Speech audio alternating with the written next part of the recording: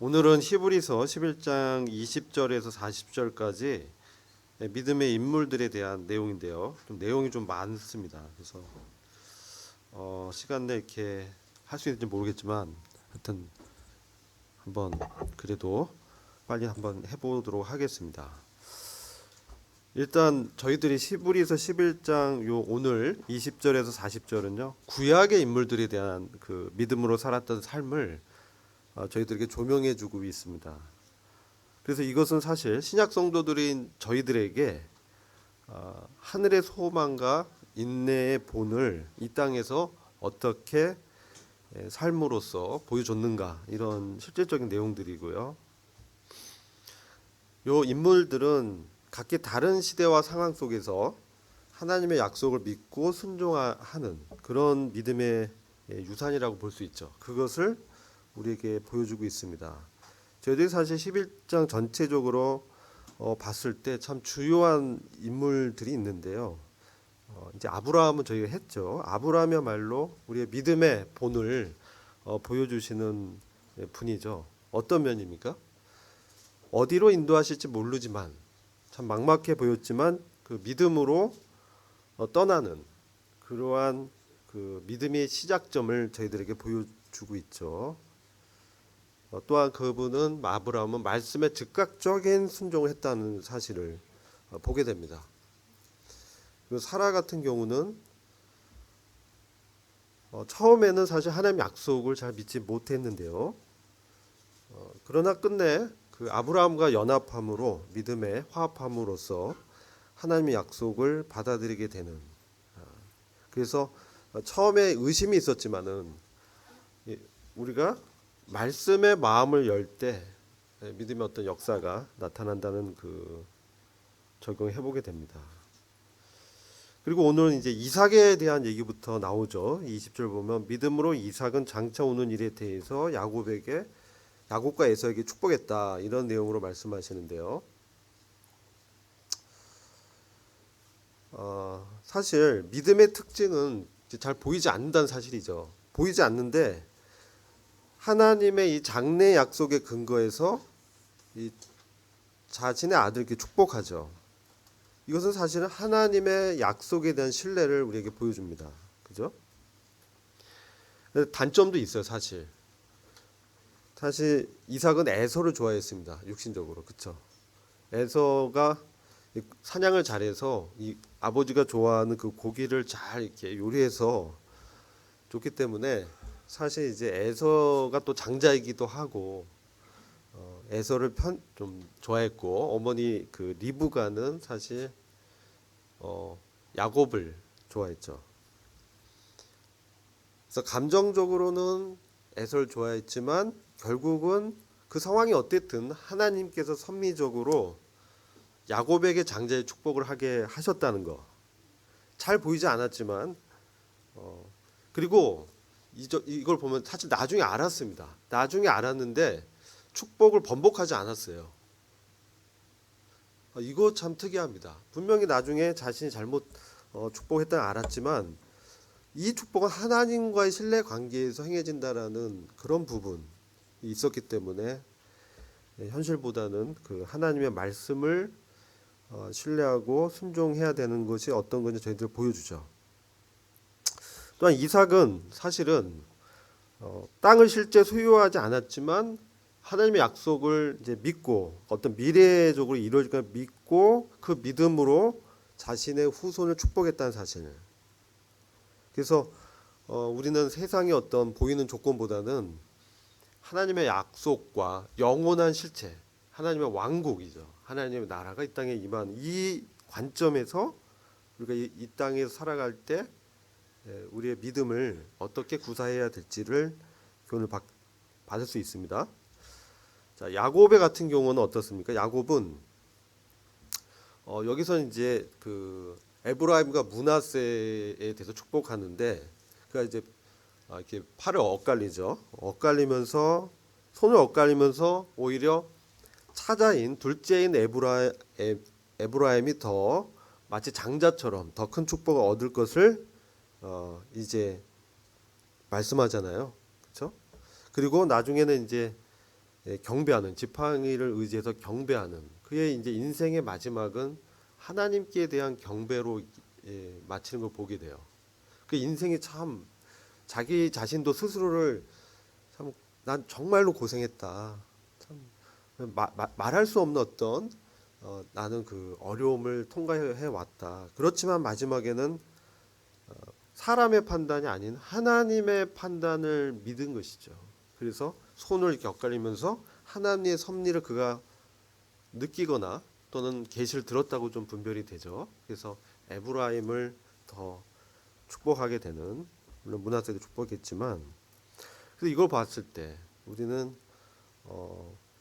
역시 우리가 이제 한 해 왕국의 시점에서 그런 관점에서 이제 믿음을 구사해야 된다. 이것을 보게 되고요.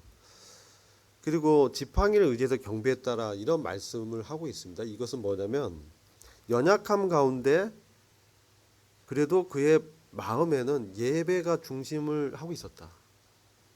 그게 참 육체 연약했거든요. 그럼에도 불구하고 그의 마음의 중심에는 하나님께 드린 경배와 경외심과 예배하는 마음이 있었다는 거죠. 사실 이게 매우 중요한 것 같습니다. 우리도 인생을 이렇게 살아갈 때 여러 고난과 어려움이 있습니다. 그럴 때 정말 하나님에 대한 절대적인 신뢰와 예배하는 마음이 있는가, 이런 것들을 좀 봐야 되고요. 요셉의 경우는 어떻습니까? 자기 뼈를 들고 가라, 이런 이제 유언도 남기죠. 이것은 그가 사후에도, 그가 죽어도 하나님께서는 이 민족에 대한 약속을 이루실 것이다, 이런 신뢰가 있었다는 것이죠. 그리고 요셉은 애굽의 어떤 그 번영, 이 부를 의지하지 않고 하나님이 보여주신 계시, 그것을 의지했다는 것. 그래서 그의 사후에도 이어지는 믿음의 유산을 남겨줬다. 사실 요셉은 애굽의 총리의 영광을 누렸습니다. 그렇죠? 근데 거기서 그냥 자기는 자기를 배신하고 죽이기까지 참 미워했던 형들, 그 형들을 참 어떻게 보면 복수할 수 있었어요. 인간의 정말 육신적인 성정으로는 잘 됐다, 드디어 때가 왔구나.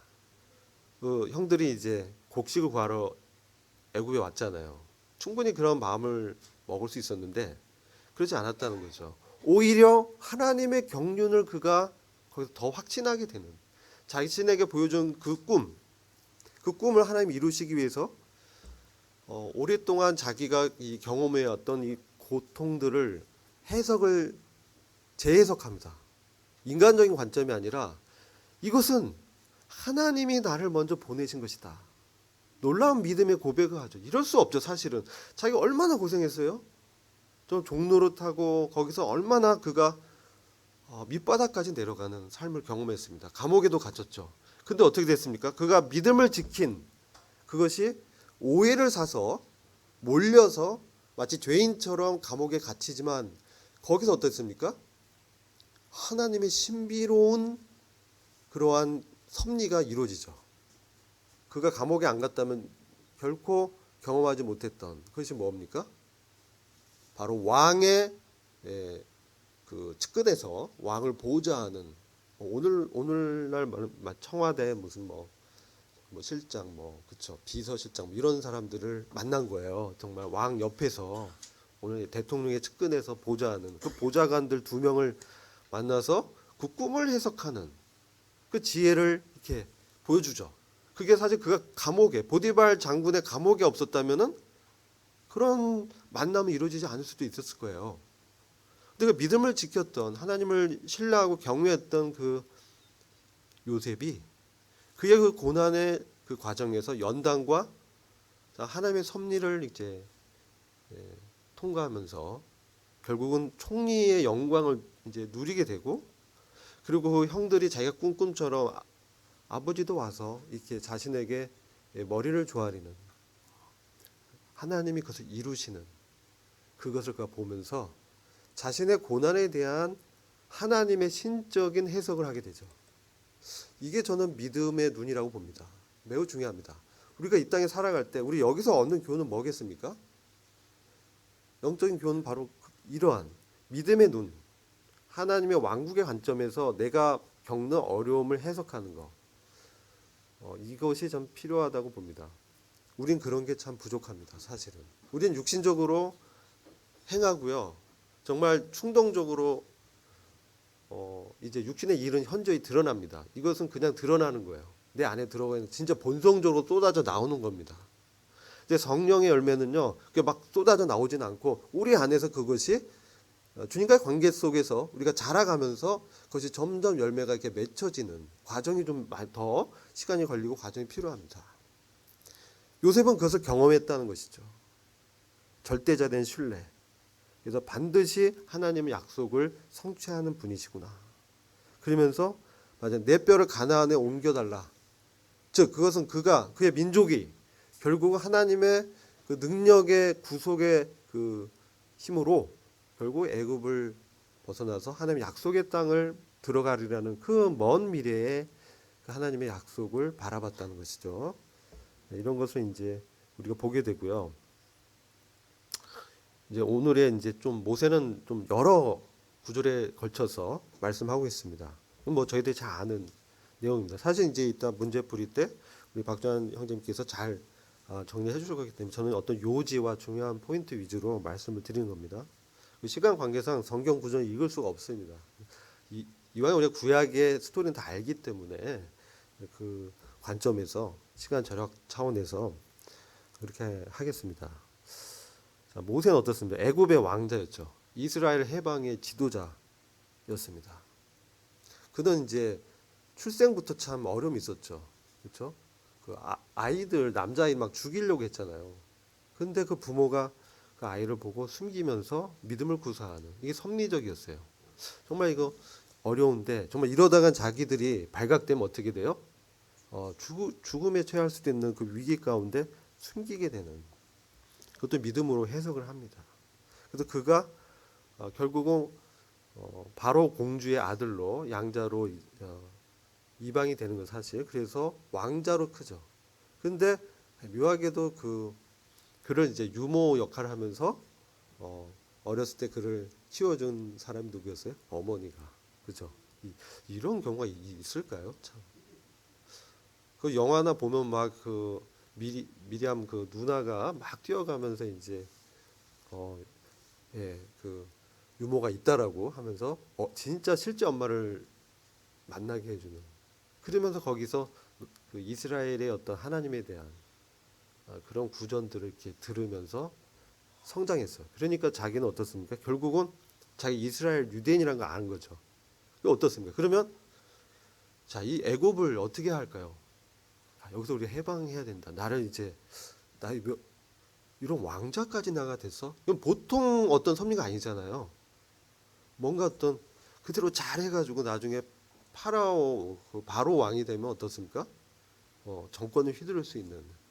근데 그는 그의 어떤 굉장히 충동적 기질이죠. 불같은 그런 성정이 있었던 것 같아요. 젊었을 때는. 그러니까 자기 동족이 매맞고 부당함 당할 때 어떻습니까? 그 애굽의 군사를 그냥 쳐서 어떻게 죽여버렸어요. 뭐 어떤 굉장히 어떤 그죠? 그 이집트 왕국의 그 특전 비술 뭐 이런 무술에도 굉장히 능했던 것 같아요. 영화 보면 찰턴 헤스턴이 굉장히 멋있게 나오는데 타닥 치니까 죽었단 말이에요. 이게 참 어려운 얘기인데 아무튼 그것도 이제 숨기고 했는데 자기는 민족의 해방을 위해서 했는데 자기의 백성들은 그것을 받지 않죠. 이런 얘기들을 다 아실 거예요. 그래서 이런 것들을 봤을 때 사실 이제 나중에 모세가 이제 살인자로 몰리게 되고 이제 도망가서 미디안 광야에서 또 40년을 거기서 완전히 다른 체험하죠. 다 내려놓고 이제 완전히 자기가 배웠던 모든 그 지식, 어떤 기술, 전략, 뭐 왕을 통치하는 양식들 40년 지나면 어떻게 될까요? 이제 완전 옛날 얘기가 되는 것이죠. 다 잃었을 때, 다 내려놨을 때 하나님께서 그를 부르셨습니다. 저희들의 부르심은 혹 이런 경우도 있는 것 같습니다. 우리들이 생각했던 그런 걸 다 내려놓게 됐을 때 하나님은 진짜 사용하신다는 거죠. 우리 인간적 생각이 남아있을 때 하나님은 기다리시는 것 같아요. 그것이 다 부러질 때까지. 그것이 부인될 때까지, 그것을 하나님 앞에 인정할 때까지 기다리셨다가 큰 일을 맡기시죠. 우리 옛날 말에 대기만성이라고 합니다. 큰 그릇은 늦게 이루어진다. 그래서 여러 가지 섭리가 있습니다. 그래서 그 하나님과 하나님의 백성과 함께 고난 받는 걸 선택하는데, 이것은 그 현재적인 어떤 즐거움, 영광은 그는 이제 포기하고 영원한 하나님의 약속을 이렇게 붙들게 되는 그런 용기 있는 믿음의 결단을 고난 중에 선택하게 됩니다. 이런 것들이 봤을 때 세상의 일시적인 즐거움보다는 하나님의 상을 바라보는 그 믿음이 있었다. 그래서 믿음은 세상의 명예를 버리고 그의 일시성을 인식하는 거죠. 이 땅의 어떤 그 번영, 잘 되고 하는 것은 사실 잘 될 수도 있고 못 될 수도 있는데요. 거기에 좌우되지 않고 일시적이고 하나님의 왕국과 하나님의 영광은 영원하고 진정한 가치가 있는 것이다. 이것을 믿음으로 선택했다는 거예요. 믿음은 우리 안에서 하나님이 선물로 주시지만 또 우리가 성령을 쫓아 행하는 어떤 능동적인 선택과 결단이 필요합니다. 그거에 따라 우리의 상이 더 커지고 또 상을 잃게 되는 손실이 있을 수 있다는 것, 이런 것들을 우리가 교훈으로 받게 되죠. 잠시의 즐거움보다 영원한 하나님의 상을 바라보는데, 사실 상 자체가 사실은 그의 어떤 믿음의 동력은 아니었습니다. 하나님과의 신실한 그 관계, 그것이 믿음의 동력인데, 이 상은 뭡니까? 상주심을 바라봤다. 이게 격려죠. 위로가 되고 격려가 된다는 거. 우리의 힘을 더 북돋워주는 그런 역할을 하는 것이지, 그게 자체가 동력은 아니에요. 동력은 바로 하나님과의 관계입니다. 이것이 우리의 믿음의 동력입니다. 그리고 그걸 통해서 하나님의 신실하심을 믿기 때문에 그것을 포기하고 현재적인 즐거움, 또 나한테 주어진 어떤 이득들을 내려놓을 수 있는 것이죠. 사도 바울이 빌립보 3장에서 그것을 말씀하잖아요.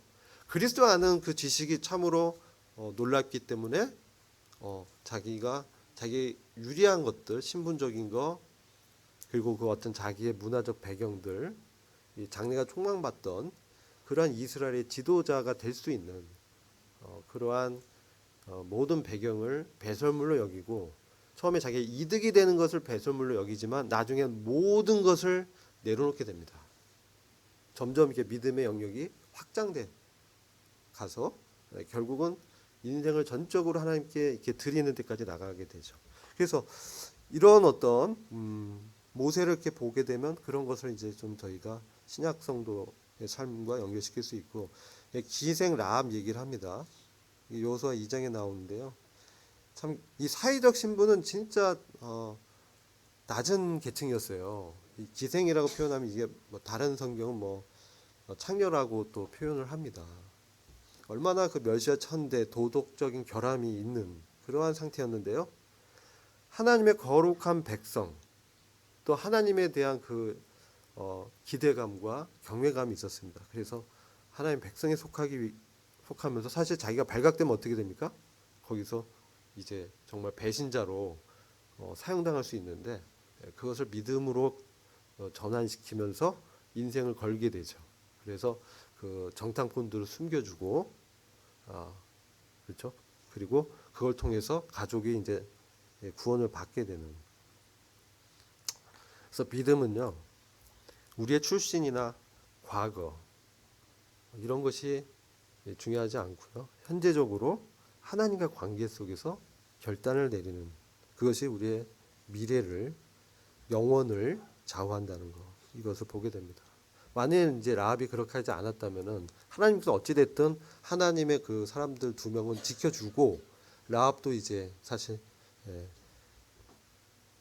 죽임을 당할 수 있을 수 있었죠. 그러나 그는 인생을 건 것이죠. 우리의 믿음이 우리는 어디에 두고 있느냐, 하나님의 왕국에 대한 비전에 우리가 둬야 된다. 참 우리의 소속이 어디냐, 우리 하늘의 시민권자 이렇게 얘기하잖아요.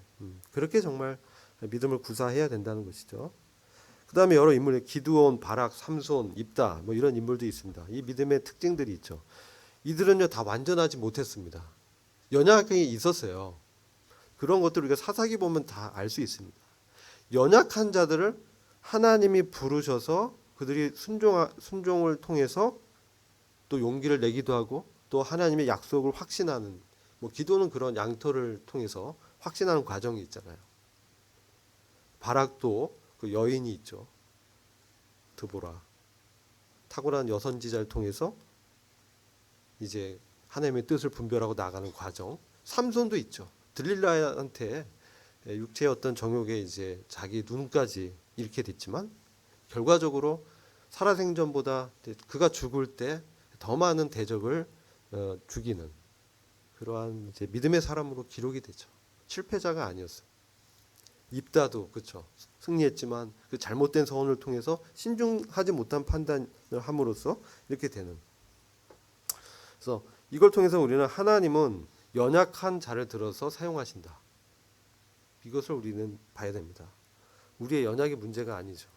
우리는 하나님을 바라보고 연약한 자를 들어 세상에서 뭡니까? 강한 자를 부끄럽게 하는 그 하나님의 능력, 이것을 이제 우리가 봐야 됩니다.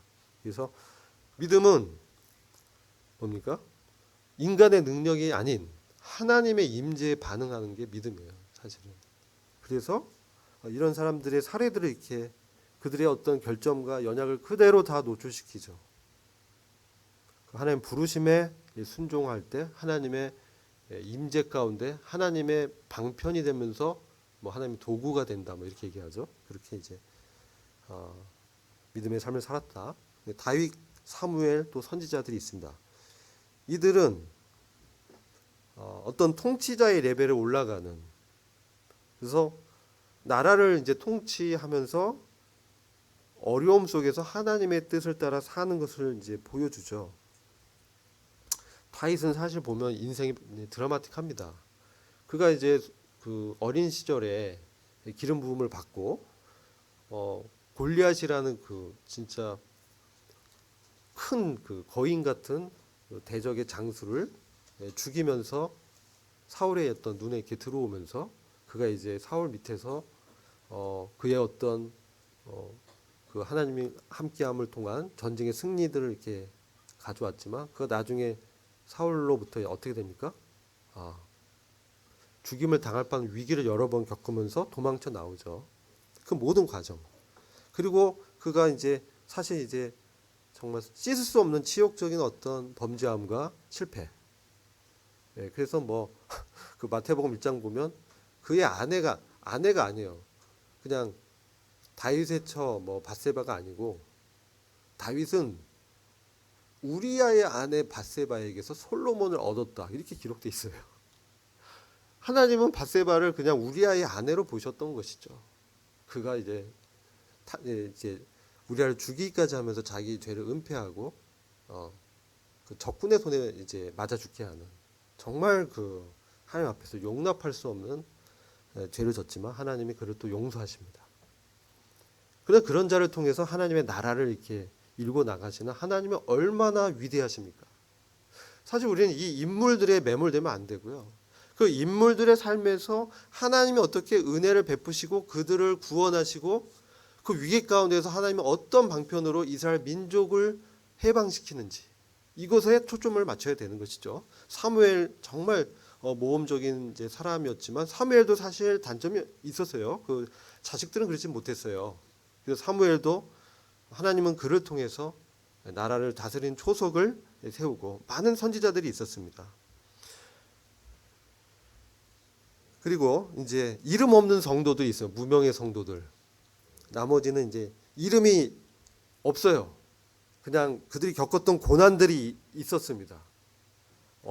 정말 이 믿음 때문에 이름도 없이 빛도 없이 여러 핍박과 고난 속에서 믿음을 지킨 사람들의 이야기가 이제 마지막을 장식하고 있어요. 이게 35절에 38절. 돌에 맞기도 하고요. 톱에 켜짐을 당하기도 하고 집이 없어서 방황하고 유리했는데 정말 하나님에 대한 그 믿음을 지켰던 사람들. 이것을 통해서 하나님의 인정을 받았다는 거. 그러니까 세상적 성공이나 보상은 없었어요. 그러니까 더 나은 하나님의 왕국에서의 보상을 받게 되는. 그래서 우리가요, 진정한 믿음은요, 세상에서 어떤 결과보다 하나님을 바라보는 데 있다는 거예요. 그래서 우리는 그것을 우리 교훈 받아야 돼요. 진정한 믿음의 결과는 하나님과의 관계 속에서 그분을 신뢰하는 그 믿음의 고백으로 내가 이 땅에서 보상을 못 받을 수 있지만 더 나은 것, 그것을 마음에 품고 그들은 순교했다는 것이죠. 우리는 어떻습니까? 여기서 마지막에 이제 39, 40절을 보면은 온전케 된다는 표현이 있습니다. 온전케 된다.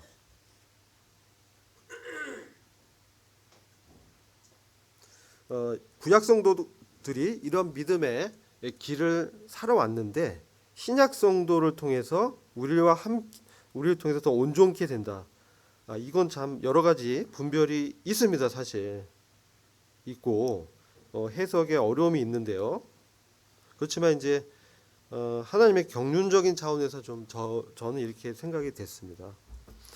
39절 이제 38절부터 40절 이렇게 보시면 우리가 말했던 이런 사람들은 세상이 감당치 못했다. 세상이 그들을 수용하지 못했어요. 세상의 가치관과 다르기 때문에.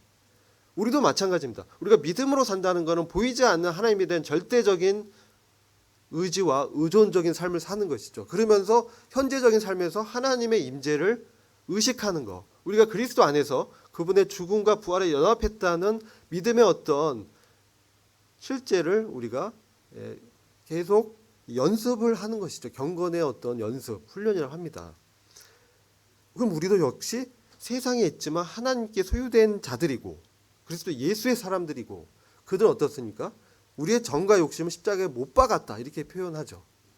그래서 우리는 사실 이미 약속된 것을 현재적인 이 시대에서 누리는 그런 놀라운 신적인 위치에 있습니다. 이게 구약 성도와의 경륜적 차이점이에요. 구약 성도는 그것을 바라보면서 왔어요. 그리스도가 이루실 하나님의 왕국과 장래에 이제 건설된 그러한 새 하늘과 새 땅을 바라보는 의인의 믿음을 구사했어요. 근데 그것은 사실 그 구약 시대의 산물이기도 합니다. 신약 교회에게 하나님의 약속한 이것은 너무나 더 놀라운 것입니다. 사실 그리스도와 연합된 하나님의 아들의 신분을 이미 받았고 이 땅에서 그 현재적으로 그 하나님의 왕국의 통치를 경험하면서 사는 거예요. 경험하면서. 왜냐하면 미래적으로 내가 이루어질 거야. 이건 구약 성도의 믿음이고 신약의 교회의 믿음은 그 그리스도가 우리 안에 오셨기 때문에 그분과 관계 속에서 사는 거. 이게 사실 이제 제가 봤을 때는 구약과 신약의 교회의 차이, 또 이스라엘과 교회의 차이이기도 합니다. 그래서 이 사람들이 다 믿음으로 말미암아 증거를 받았지만 약속을 받지 못했다. 이건 구약 성도. 증거, 하나님의 인정을 받았지만 약속의 성취는 아직 안 됐습니다. 그럼 약속의 성취는 언제 되냐? 하나님의 왕국의 실현이 언제 되냐? 자, 하나님의 왕국이 굉장히 큰 목표예요. 이스라엘은. 그래서 하나님의 왕국이 이 땅에 언제 실현되냐? 그래서 메시아를 기다리는 것이죠. 그래서 그것은 그리스도의 재림으로 완성이 될 것입니다. 그 천년의 통치를 실제적으로 우리가 왕으로서 주님과 함께 다스리게 되리라는 이것이 우리의 신약 교회의 위치입니다. 너무나 놀랍죠. 그래서 성령님이 우리 안에 내주하시면서 우리를 이제 다루시고 때로 어려움, 시련을 통해서 우리를 연단해서 사실은 천년 통치와 하나님의 영원한 나라의 통치자로 우리를 훈련시키시는 거예요. 사실은 이 땅의 삶은. 그래서 여기 보면 이는 하나님이 우리를 위하여 더 좋은 것을 예비하셨은즉 우리가 아니면 저희로 온전함 이루지 못하게 하려 하십니다. 하나님의 왕국의 온전함. 그것이 이 땅에 실현되는 것은 신약 성도의 위치와 교회가 그 헤드십을 하나님의 왕국의 통치권을 교회가 이제 승계하면서 이 땅에서 실현될 거기 때문에 그때 하나님의 뜻이 온전히 이루어진다는 것이죠. 그래서 이제 이스라엘의 구약적인 백성들에게 약속된 것은 이 땅의 영광이고 신약의 교회에게 약속된 것은 하늘의 영광을 약속하셨다. 그래서 이것이 하늘과 땅이 하나로 만나는 게 언제예요?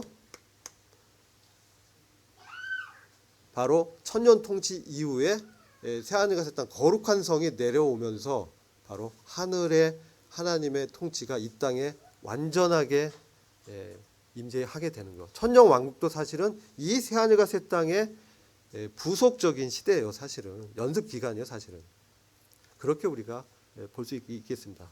이상 이제 제가 주요한 요지를 말씀드렸고 좀 상세한 그 인물들에 대한 믿음은 우리 그 박찬 형님께서 문제를 통해서 말씀해 주실 것입니다.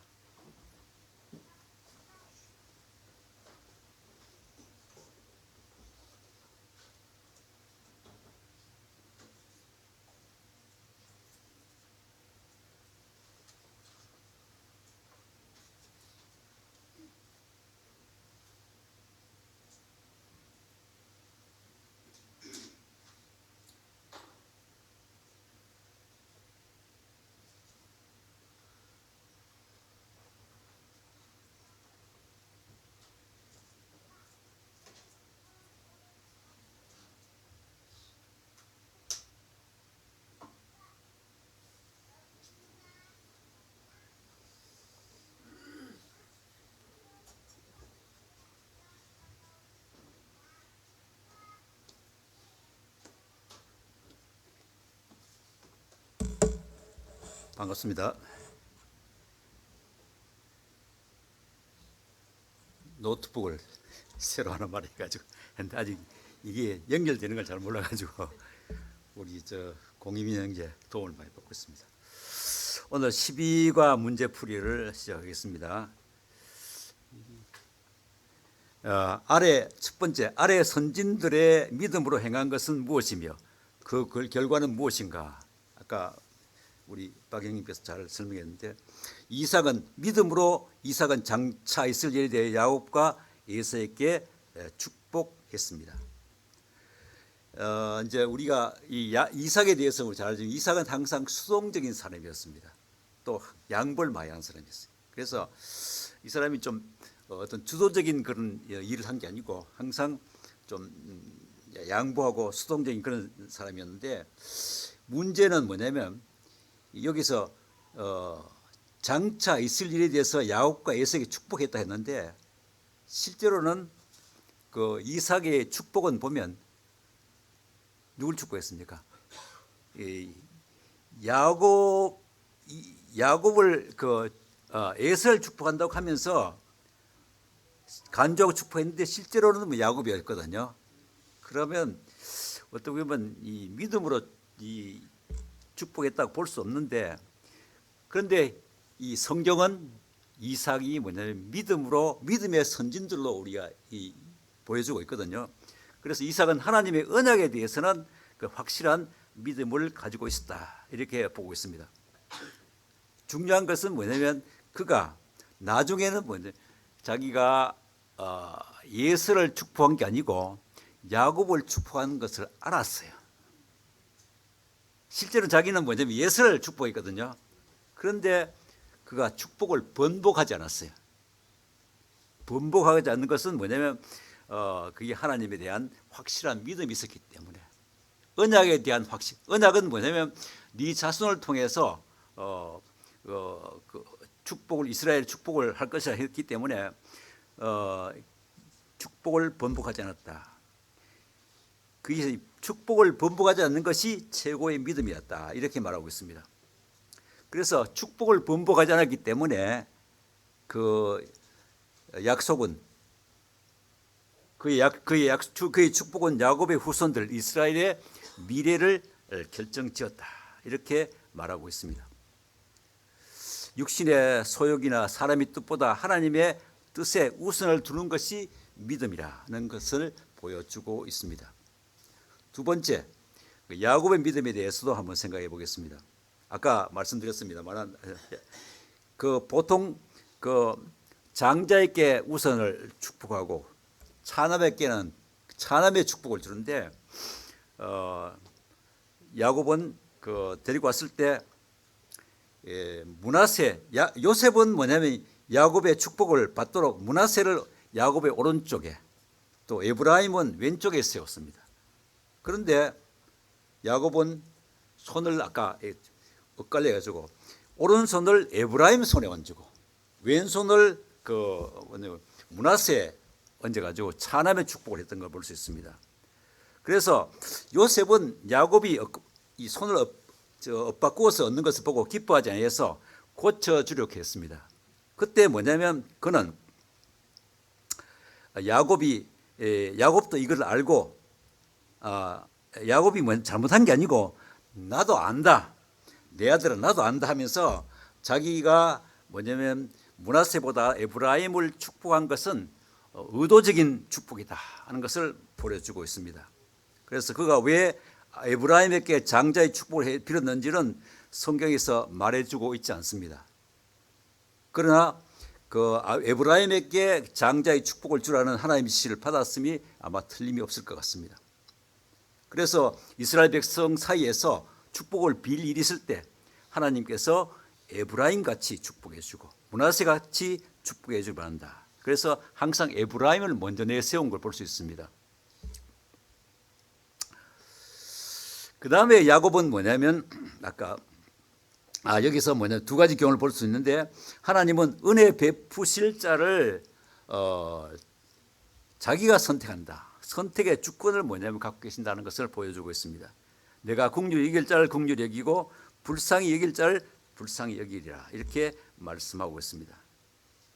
또 두 번째는 야곱은 하나님의 뜻에 자기 뜻이 아니고 하나님의 뜻에 순종하는 믿음을 보여주고 있습니다. 그 다음에 야곱은 지팡이 머리에 의지해서 경배했다 이렇게 말하고 있습니다. 요거는 뭐냐면 요셉에게 내 뼈를 묘지를 가나안 땅에 장사할 것을 말하면서 맹세하도록 한 후에 지팡이 머리에 의지해서 경배했다. 마지막 이제 죽음을 본 거죠. 성령님께서 야곱의 임종하는 모습을 경배하는 모습으로 보여주고 있다. 얼마나 축복된 그런 믿음이냐, 죽음이냐. 아브라함도 이런 경배하는 모습으로 죽지 않았거든요. 또 이삭도 그렇습니다. 그런데 야곱에게는 경배하는 모습으로 우리가 죽었다. 우리도 이런 경배하면서 죽으면 얼마나 좋겠느냐. 임종하는 축복을 보여주고 있습니다. 믿음으로 요셉에 대해서 임종 시에 이스라엘 자손이 떠날 것을 말했다. 떠날 것을 말했다 하는 것은 그가 말한 것은 조상들이 하신 언약, 하나님의 언약을 염두에 두고 말했습니다. 요셉은 그들의 본향은 약속의 땅 가나안인 것을 들었고 또 믿었기 때문에 이스라엘 자손들이 떠날 것을 유언할 수가 있었습니다. 요셉은 창세기 50장 24절 25절에 보면 하나님께서 반드시 너희에게 찾아올 것이다. God will surely visit you. 반드시 여기 보면 surely visit 하거든요. 반드시 이걸 두 번이나 언급하면서 그의 믿음이 확실함을 보여주고 있습니다. 요셉은 약속의 땅에서 부활할 것을 믿었습니다. 내 뼈가 이제 가나안 땅에 묻혀서 그 땅에서 내가 부활할 것을, 애굽에서 부활할 것을 믿지 않았습니다. 그래서 그는 당신들은 여기서 내 뼈를 가지고 올라갈 것을 맹세시킨 것을 볼 수 있습니다. 죽을 때. 그래서 나중에 이스라엘 백성들이 출애굽할 때 다른 것보다도 야곱의 뼈를 우선적으로 항상 40년 동안 뼈를 들고 다녔거든요. 그러다가 가나안 땅에 들어가서 세겜 땅에 장사한 걸 볼 수가 있습니다. 그다음 모세에 대해서 우리가 살펴보겠습니다. 모세는 바로의 딸의 아들이라고 불리는 것을 거절했습니다. 거절한 것은 우리가 두 가지 이제 함초가 있는데, 첫 번째, 성경은 없습니다만은 이 모세는 이집트 왕위를 계승하는 제안을 공식적으로 받았다. 그러니까 공식적으로는 앞으로 이집트의 왕이 될 것이다 제안을 받았고, 또 그런데 이 특권을 받아들이지 말라는 하나님의 지시도 동시에 받았던 것을 볼 수 있습니다. 이건 함초가, 이건 이제 성경에 없습니다. 그 제안은 당시 종으로 신뢰하고 있던 이스라엘 백성들의 고통을 완화시키고 그들의 짐을 가볍게 할 수 있는 절호의 기회였습니다. 그러나 그는 믿음으로 그 왕위를 거절했다고 분명히 말씀하고 있습니다. 하나님께서 자기 손을 통해서 이스라엘 백성을 이집트에서 구출하실 것이라는 말씀을 모세가 들었음이 틀림이 없습니다. 그다음 두 번째, 아까 말씀드렸습니다만 모세는 잠시 죄의 쾌락을 느끼는 것보다 즐기는 것보다 오히려 하나님의 백성과 함께 고난 받는 것을 선택했다. 선택. 하나님보다 들은 것은 너무나 크고 놀라운 것이어서 그 약속을 믿고 하나님의 이집트의 왕이 대신 자기 백성들과 함께 고난 받는 것을 자발적으로 선택했다. 이게 믿음의 행위였다. 쾌락 대신 고난을 선택하여 만드는 것은 무엇이었을까? 이거는 영원한 영광을 바라보면서 보면 고난은 더 작게 보이고 가벼워 보인다는 것을 보여주고 있고, 우리도 영광의 산에서 우리가 등산할 때 산 위에서 이래 보면 이 승용차 다니는 것이, 차 다니는 것이 개미가 다니는 것이 보입니다. 그렇죠? 그래서 영광에서 바라볼 때 고난은 뭐냐면 아주 작게 볼 수밖에 없다는 것을 보여주고 있습니다. 그래서 우리가 이 고난 받을 때는 참 힘듭니다. 그렇지만은 하나님의 영광을 비교하면 영광을 위해서 피할 수 없는 고난이라면 우리가 고난도 감수해야 된다는 것을 보여주고 있습니다. 세 번째, 그는 그리스도를 위해 받는 치욕을 이집트의 모든 보화보다 더 큰 것으로 여겼습니다.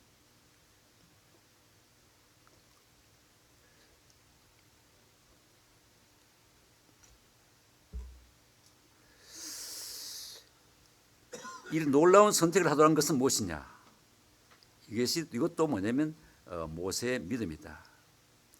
그 다음 모세는 믿음으로 애굽을 떠나 왕의 노함을 무서워하지 아니하고 또 보이지 아니하는 자를 보는 자 같이 참았다. 보는 자 같이 참았다는, 여기서 보면 여기 이제 그 원어를 보면 계속 보는 것 같이.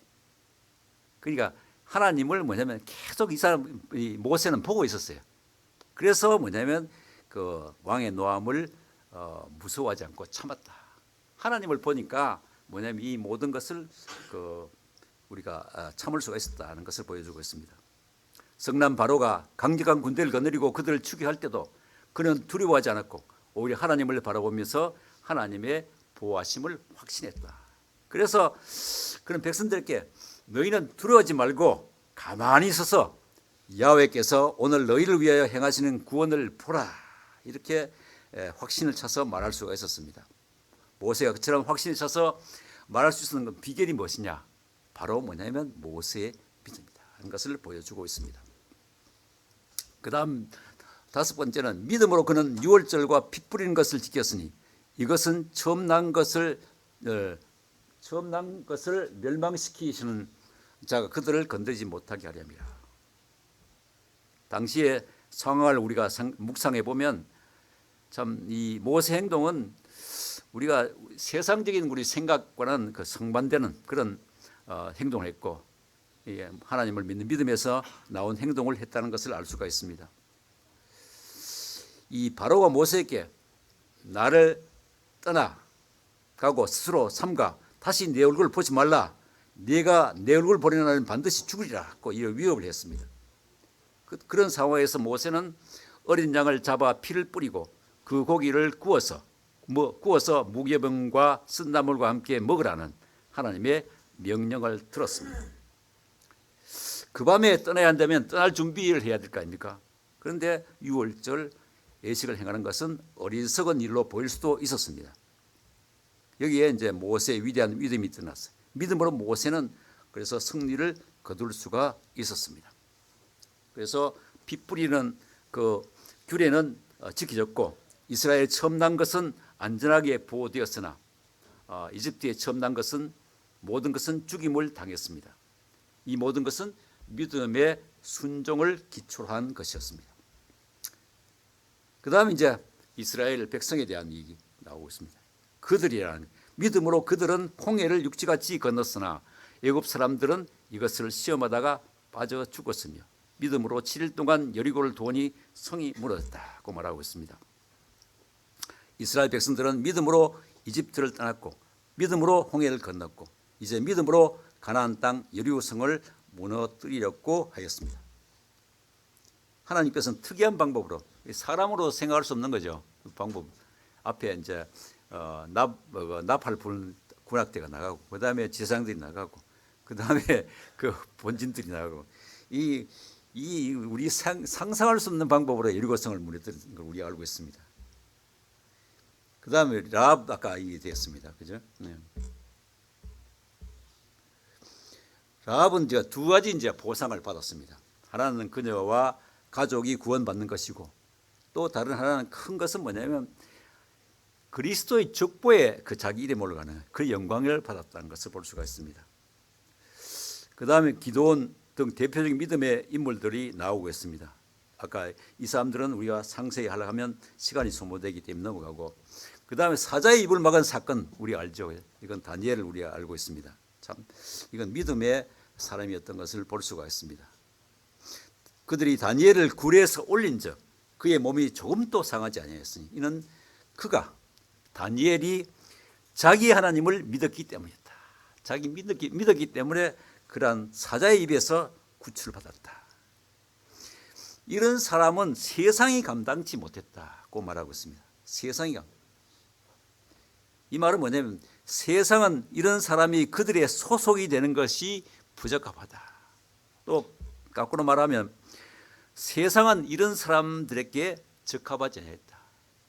우리 믿음의 사람들에게는 세상이 적합하지 않죠. 우리 실제 살아보면 그렇잖아요. 살아보면 세상은 뭐 같이 뭐 어울리고 같이 술 먹고 그제 놀고 뭐 해야 되는데, 그리스도인은 그리 못하니까 세상은 뭐냐면 우리에게 적합하지 않다. 것을 우리에게 보여주고 있습니다. 세상 사람들은 이 편이나 저 편이나 이익이 되는 사람 쪽으로 언제나 움직인다. 그래서 이익이 되면 항상 바꾸는 것을 볼 수가 있습니다. 그러나 하나님을 믿는 믿음으로 사는 사람에게는 세상이 적합하지 못하였고, 뭐 지금도 마찬가지로 우리에게 적합한 이 땅은 우리에게 우리의 본향이 아니다라는 것을 보여주고 있습니다. 40절에서 우리들은 누구며 더 좋은 것은 무엇을 의미하느냐, 또 우리가 아니면 그들로 완전함을 이루지 못하게 하려 하십니다. 이게 무슨 뜻이냐, 그런 질문입니다. 히브리서엔 더 좋은이라는 말이 계속 반복되고 있는 것을 볼 수가 있습니다. 더 좋은 소망, 더 좋은 언약, 더 좋은 약속들, 더 좋은 제사, 더 좋은 부활, 이러한 더 좋은 베터, 그죠? 베터라는 말이 계속 나오고 있습니다.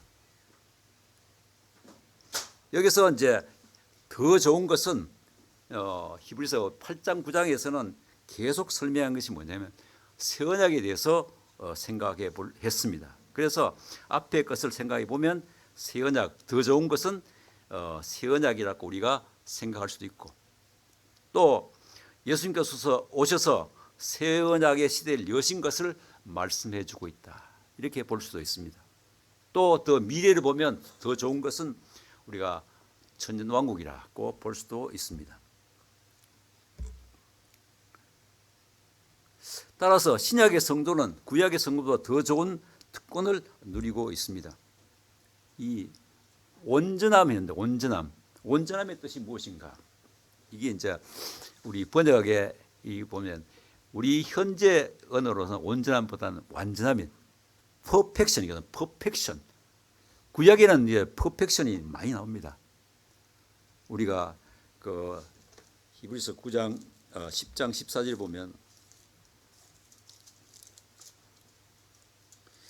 그가 거룩하게 된 자들을 한 번의 제사로 영원히 완전하게 온전하게 하셨다. 한 번의 제사로 우리 이미 완전하게 되었다는 것을 말하고 있습니다. 여기서 완전함은 죄가 완전히 정결하게 되고, 우리는 죄가 완전히 정결되었죠. 그 다음에 그 결과 하나님께 예배 드릴 수 있는 자로 성별되었다. 우리는 완전하게 되었습니다. 그죠? 이미 완전히 되었다고 이미 선언하고 있으니까.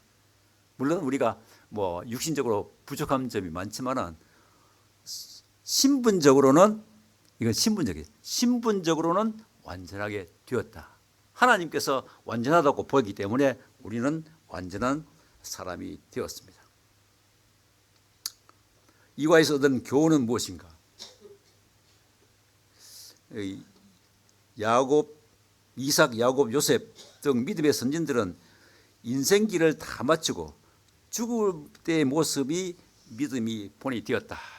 이 히브리서 저자가 그 마지막 때를 뭐냐면 믿음의 본이라 했거든. 앞에 실수가 많았어요. 다 그렇죠. 우리도 마찬가지. 젊을 때 또 중년에도 실수가 많아요. 그런데 죽을 때 믿음의 사람으로 우리가 보여줄 때 그때 뭐냐면 하나님께서 우리를 믿음으로 봐주신다. 믿음의 사람으로 봐주신다. 그래서 잘 죽을 수 있는 은혜가 중요하다는 것을 보여줘요. 죽을 때 뭐냐면 믿음을 지키고 우리가 참 하나님께 칭찬받는 그런 삶이 되었으면 좋겠다 생각됩니다.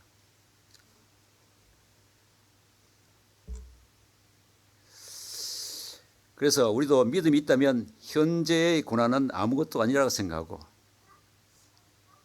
그런데 아무리라고 생각하지만 사실은 교회 안에 우리가 연약하고 어려움 당하는 성도들이 사실 많이 있거든요.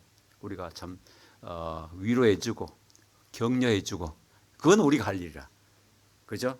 본인은 뭐냐면 우리가 믿음이 있다면 하나님께 신실한 충성인 종의 결의를 해야 되지만은 우리 옆에 있는 이웃으로 성도들은 뭐냐면 그런 어려움 당하는 성도들 위해서 항상 격려해주고 위로해주는 그런 우리 대학로 교회가 되었으면 좋겠습니다.